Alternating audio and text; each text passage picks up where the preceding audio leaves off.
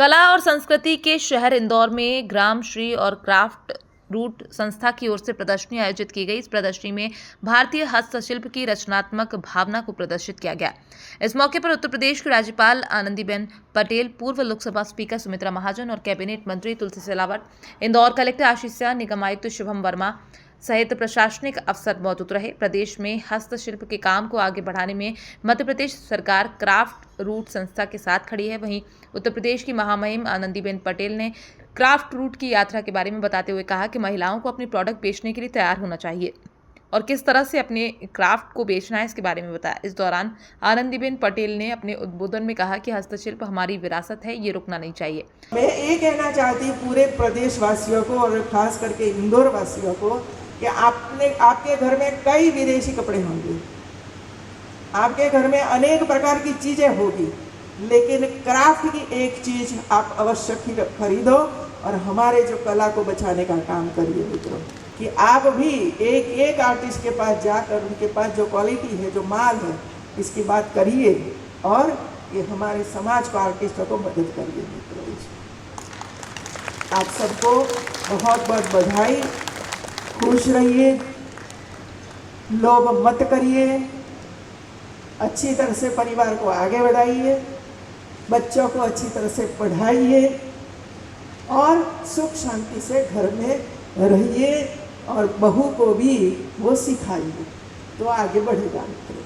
आपको बता दें, क्राफ्ट रूट आनंदीबेन पटेल की बेटी अनारबेन पटेल की संस्था है। ये संस्था 5000 हस्तशिल्प कारीगरों की प्रतिनिधि है। 22 मई से 26 मई तक बास्केटबॉल कॉम्प्लेक्स में प्रदर्शनी लगाई गई है, जिसमें हस्तशिल्प का लाइव डेमो लगाया गया। इसमें 27 से अधिक राज्यों में हमारे 35,000 कारीगर जुड़े हैं। एग्जीबिशन में पट्टचित्र, प्योरा painting, Madhubani painting, live pottery शिल्प का प्रदर्शन किया गया। कुल मिलाकर देखा जाए तो कला और संस्कृति के शहर इंदौर में ग्राम श्री और क्राफ्ट रूट संस्था की ओर से प्रदर्शनी में भारतीय हस्तशिल्प की रचनात्मक भावना को प्रदर्शित किया गया।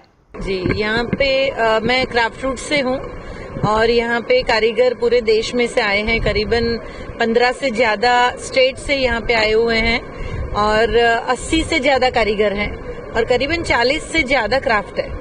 मैं चाहती हूँ कि इंदौर यहाँ पे 5 दिन है बास्केटबॉल भवन में, तो 22 से लेके 26 तक का यह कार्यक्रम है और इतने सारे कारीगर आए हैं अपनी अपनी चीजों को लेके।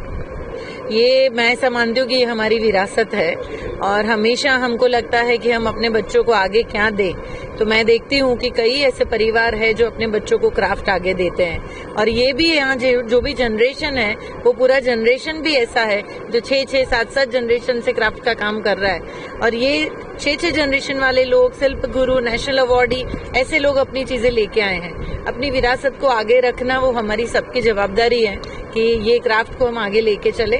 और मशीन की चीजें हैं जो फास्ट फैशन में गिनी जाती है, ये मैं मानती हूँ कि फास्ट फैशन और हाथ की चीजों में ये फर्क है कि अगर हाथ की चीजें बनी हुई अगर आप पहनोगे तो जो सुकून हमको मिलता है वो सुकून शायद मशीन से नहीं मिलेगा। हम लोग प्रयत्न करते हैं कि ये जो गांव-गांव से लोग आते हैं और जो यहाँ पे जो आर्टिजन बैठा है उसके अंडर में गांव में 15 लोग से ज्यादा 200-250 लोगों तक वो लोग काम देते हैं। तो अगर आप यहाँ से कुछ भी खरीदते हो वो मास्टर आर्टिजन है। जो मास्टर आर्टिजन यहाँ से कुछ भी खरीदेगा तो वो नीचे काम दे पाता है। तो यहाँ से हम ज्यादा से ज्यादा उनको बढ़ावा देते हैं कि मास्टर आर्टिजन की चीजें बिके और इतने सारे करीबन ये इस साल क्राफ्ट रूट्स 20 एग्जीबिशन पूरे देश में कर रही है और हर कारीगर को हम लोग मौका देंगे कि वो आके अपनी चीजें खुद बेचे।